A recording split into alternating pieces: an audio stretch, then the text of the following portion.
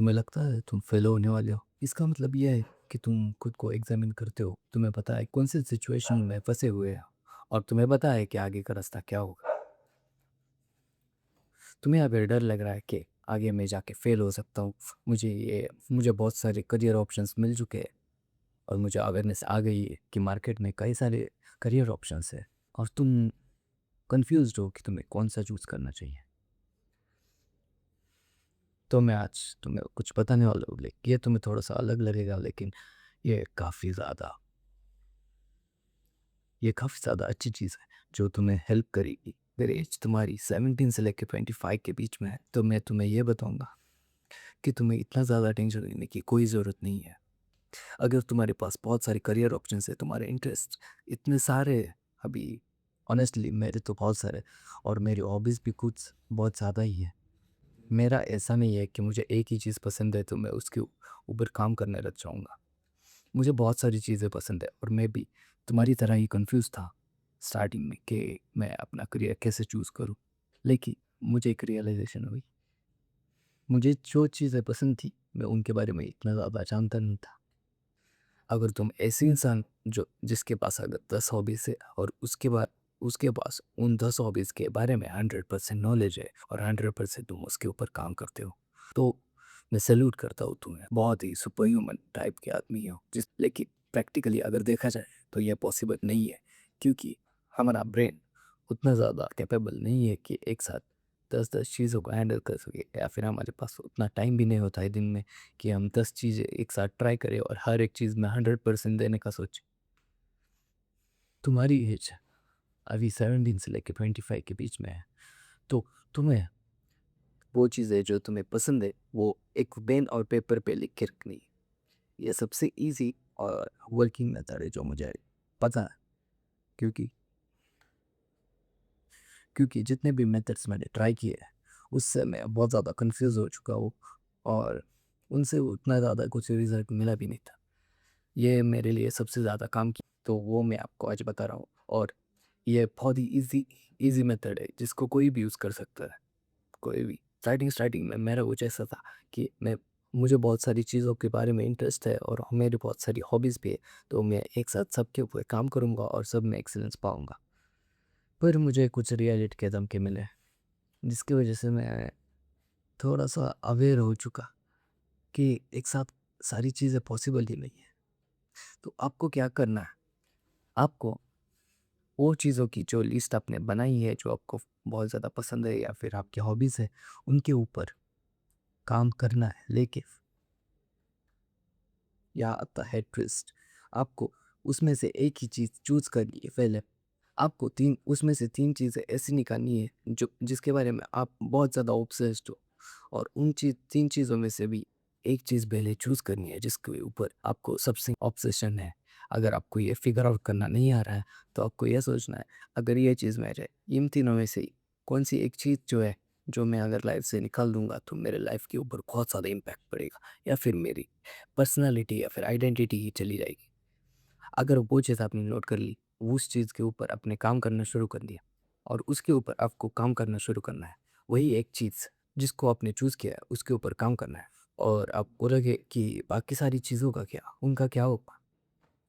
आपको उन चीज़ों को उतना ज़्यादा प्रायोरिटाइज़ नहीं करना है। 5-10 मिनट दे दो दिन के, वो बहुत है। आपको पहले यही चीज़ के ऊपर आपका 100% फ़ोकस रखना है, और उसके बाद वो चीज़ें जो आपको वो चीज़ें जो बाद में आती है लिस्ट में, उन चीज़ों को थोड़ा टाइम कम देना है, मतलब नहीं दोगे तो भी चलेगा। आपको ये चीज़ पूरी तरीके से जितना हो सके, जितना ज़्यादा आप एक्सेलेंस पा सकते हो और उससे आउटकम निकाल सकते हो, निकालने का ट्राई करना है।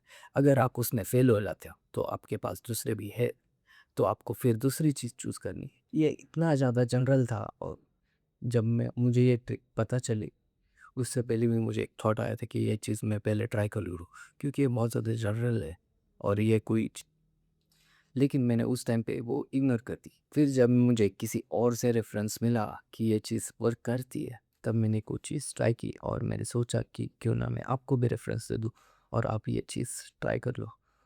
और अगर आपकी एज 25 से ज़्यादा है तो आपको थोड़ा ज़्यादा काम करना पड़ सकता है क्योंकि आपकी एज 25 से ज़्यादा हो चुकी है। और ऐसा नहीं कहूँगा कि आपको अब तक बिलियनियर मिलियनियर या फिर सक्सेसफुल इंसान होना चाहिए था। आपके भी कुछ सर्कमस्टांसेस हो सकते हैं, लेकिन अभी उनको चेंज करना वो भी आपके ही हाथ में है। जैसे कि अभी मेरे हाथ में मेरा फ्यूचर है, मेरे हाथ में मेरा ये कंटेंट क्रिएशन का है, मेरे हाथ में आपको वैल्यू देने का एक कुछ काम है जिसके ऊपर मैं पूरा ट्राई कर रहा हूँ कि मैं आपको जितना ज़्यादा सिखा सकता हूँ या फिर जितनी ज़्यादा वैल्यूज़ मैंने खुद सीखी है वो मैं आपको प्रोवाइड कर सकता हूँ, वो मैं प्रोवाइड करूँगा।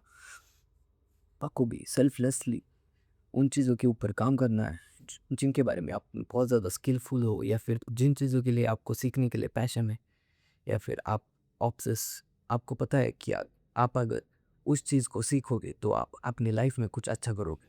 आपको वो चीज़ें जितने जल्दी हो सकती है उतनी जल्दी स्टार्ट करनी है और उनके ऊपर काम करना शुरू करना है। आज मैं बड़ी एज से छोटा हूँ और आपका एडवाइस दे रहा हूँ, मुझे बताए आप कहोगे कि ये एडवाइस क्यों दे रहा है, ये इतना छोटा है, इसके पास क्या ही है। मेरे पास मैंने जो चीज़ें देखी है दूसरों के बारे में, मेरे दोस्त जो मेरे से कुछ साल बड़े हैं, जिनकी एज करीब करीब 26 27 ऐसे भी है, उनको मैं जब देखता हूँ वो काफ़ी ज़्यादा लॉस्ट है उनकी लाइफ में। मैं उनको उनको भी बताने का ट्राई करता हूँ, लेकिन कुछ लोग ऐसे होते हैं जिनकी हम पर्सनैलिटी या फिर माइंडसेट चेंज नहीं कर सकते क्योंकि उन्होंने वो अडॉप्ट कर लिया होता है। उन्होंने खुद की एक माइंडसेट को एक अपनी पर्सनैलिटी बना ली होती है, और जिसको चेंज कर पाना बहुत ज़्यादा मुश्किल है। मैं आपको इसलिए बता रहा हूँ क्योंकि आप इस बारे में सोच रहे हो और इस बारे में सॉल्यूशन ढूंढ रहे हो। मुझे पता है आप बहुत बार फेल हो जाओगे। आपकी एज या फिर आपकी रिस्पॉन्सिबिलिटीज आपके ऊपर दबाव डालेगी, आपके ऊपर फैमिली का प्रेशर, आपके शायद अगर सिस्टर होगी तो उसकी मैरिज का टेंशन, आपके ऊपर बहुत सारी रिस्पॉन्सिबिलिटीज़ होंगी। पर मैं कहूँगा कि उन सब का टेंशन एक साइड में रखो, उनका टेंशन छोड़ो मत, लेकिन उनका tension as a motivation use करो कि आपको उनके लिए कुछ करना है। आपको ऐसा सोचना है कि आपको ऐसी बदतर से बदतर सिचुएशंस को इमेजिन करना है। अगर आप उन सिचुएशंस में ऐसे है तो आप कैसे कैसे लोगों से डील करेंगे, कैसे डील कर पाएंगे। आने वाली पेरेंट्स के ऊपर हेल्थ इश्यूज़, सिस्टर की मैरिज, अगर आपका छोटा भाई है उसकी पढ़ाई, बहुत सारी रिस्पॉन्सिबिलिटीज़ होती है। और मैं जो बता रहा हूँ वही होगी ऐसा नहीं है, लेकिन आपके ऊपर अलग अलग प्रॉब्लम्स हो सकती है। मेरे पास भी है, लेकिन उन चीज़ों को थोड़ा साइड में रखो। फैमिली है, वो प्रायोरिटी है, लेकिन सबसे बड़ा अगर कुछ तो वो आपका पैशन और ऑब्सेशन है उस चीज़ का, जिस चीज़ में आप कुछ करना चाहते हो। मुझे नहीं पता, लेकिन मेरे लाइफ का एक रूल है कि मुझे लाइफ में रिग्रेट्स पसंद नहीं है। अगर आपको भी लगता है कि लाइफ में रिग्रेट्स होना बहुत कॉमन बात है, तो मैं आपको एक चीज़ बताता हूँ।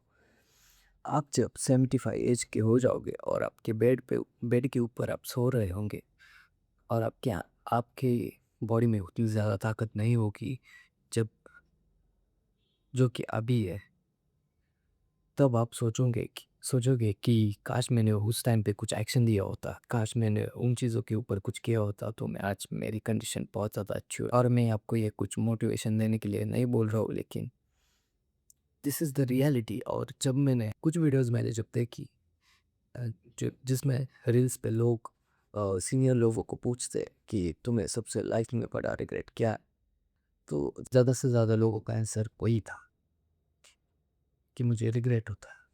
वो ये नहीं था कि काश अ, उस टाइम पे मैंने लाइफ एंजॉय कर ली थी, या फिर उस टाइम पे मैंने उस लड़की को पटा लिया होता, उस टाइम पे काश मैं मेरे दोस्तों के साथ घूमने चला गया था। ये चीज़ नहीं होगी। ज़्यादा से ज़्यादा लोग कहेंगे, ज़्यादा से ज़्यादा लोग कहते हैं कि उन्हें रिग्रेट है कि काश उन्होंने कुछ एक्शन लिया होता उनके गोल्स के ऊपर। और टाइम बहुत ही कम रहता है। एज अ ह्यूमन हमारा लाइफ स्पैन अराउंड 100 ईयर्स, जिसमें से अभी ऑन एन एवरेज हम 60 या 70 एज तक जिंदा रहते हैं। ऑन एन एवरेज की बात कर रहा हूँ। अगर आप उससे ज़्यादा जीना चाहते हो तो वो भी आप क्या। और ये कोई ऐसी चीज़ नहीं है जिसके ऊपर आप कोई कंट्रोल नहीं कर सकते हो। ये ऐसी चीज़ है जो आप आपके मन से जब चाहो तब चेंज कर सकते हो। आप इवन 75 एज में आप अगर 75 एज के भी हो जाओगे तब भी आप चेंज कर सकते हो, लेकिन तब उतना आपको उस चीज़ की हैप्पीनेस नहीं होगी जो चीज़ आप अभी अचीव कर लोगे। अगर तुम वो चीज़ अभी अचीव कर लेते हो तो आपको आपके 75 एज वाले वर्ज़न को उस चीज़ का रिज़ल्ट मिलेगा और उस चीज़ का फ़ायदा वो उठा सकता है। वो अभी कहीं घूमने दूसरे कंट्री में चला गया होता। तो मैं यही कहूँगा कि आपके ड्रीम्स के ऊपर काम करना शुरू करो और यही टाइम है 25 से लेके 30 तक। ज़्यादा से ज़्यादा 30, उसके आगे आपको बहुत ज़्यादा हार्ड वर्क करना पड़ेगा। वो भी आपके आपके पास आपकी फैमिली होगी, रिस्क लेना बहुत ज़्यादा मुश्किल हो जाता है। ऐसी सिचुएशंस आ जाती है मैरिज के बाद कि आप रिस्क नहीं ले सकते हो। आपके पास अभी बहुत ज़्यादा चांस है कि आप रिस्क लो, नई-नई एक्टिविटीज़ ट्राई करो, आपकी जो गोल्स और हॉबीज़ है उसके ऊपर काम करो। यही टाइम है। और मैं खुद के ऊपर भी इतना ज़्यादा प्रेशर बिल्डअप कर रहा हूँ क्योंकि मैं बहुत ज़्यादा लेज़ी हूँ और मैं चीज़ों को जल्दी-जल्दी नहीं कर पाता हूँ। मैं बहुत ज़्यादा प्रोक्रेस्टिनेटिंग टाइप का इंसान मैं जानता हूँ, लेकिन रात के 12 बजने को आ रहे हैं, लेकिन मुझे ये पता था कि मुझे कल वीडियो डालनी है तो मुझे आज शूट करनी पड़ेगी। मैं से 7 o'clock से अ, खाना बनाना उन चीज़ों को प्रायोरिटाइज़ कर रहा था, ना कि वीडियो बनाने को। लेकिन अभी 12 बजने को आ रहा है और मेरे दिमाग में ये थॉट आ गया कि क्या हो जाए अगर मैं कल का वीडियो मिस कर दूँ और कल ही वो वीडियो वायरल जाता। आपको भी ऐसी सिचुएशंस इमेजिन करनी है कि क्या हो जाए अगर तुम कल तुम्हारे क्रिकेट ग्राउंड में ना जाओ और कल ही कोई ऐसा आदमी आए जो आपको शायद सिलेक्ट कर ले इंडिया की टीम में। आपकी स्किल्स भी उतनी अच्छी है, आपको मालूम है कि आप बहुत ज़्यादा आगे बढ़ सकते हो, लेकिन अगर आप भी प्रोक्रेस्टिनेशन या फिर कंफर्ट ज़ोन में फँसे हुए हो, तो आपको निकलना बहुत ज़्यादा ज़रूरी है। और मैं ये नहीं कहूँगा कि मैं उन चीज़ों से बहुत ज़्यादा आगे निकल चुका हूँ। मैं भी डील कर रहा हूँ और मैं चाहता हूँ कि तुम भी मेरे साथ ग्रो करो। सो मैं आने वाली वीडियो में मैं आपको और चीज़ें बताऊँगा। तब तक के लिए stay strong, believe in yourself because believing in yourself won't let you regret. Thank you.